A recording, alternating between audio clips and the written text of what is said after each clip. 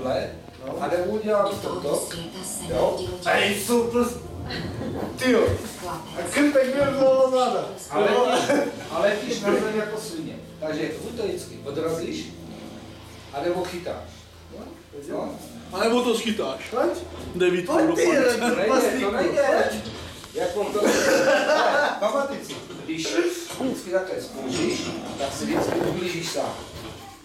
To není noha, umí dobře chrábat. Jdeme, jo? No. A abys něco neudělal, jo? Tak prostě vždycky se ti něco stane. A co bys ti udělal, kluk tohle? Tak ti udělám určitě, udělej to znova, jo? No ty už to říkáš. Jo?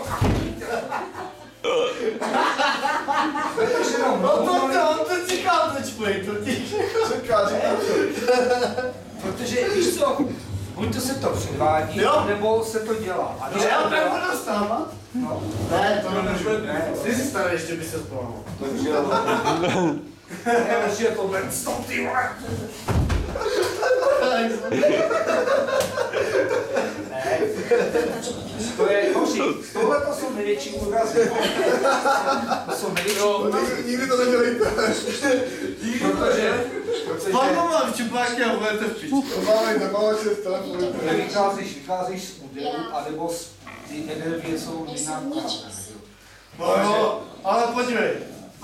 Tady ta energie. Hopni, Ne, to jsou hopni. Jako pustil tam je, ale neboj se. Neboj.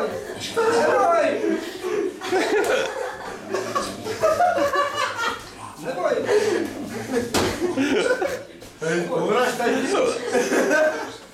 Ne, trvá se. Vždycky největší úrazy jsou z takového hraní. Selávám si na to, když ještě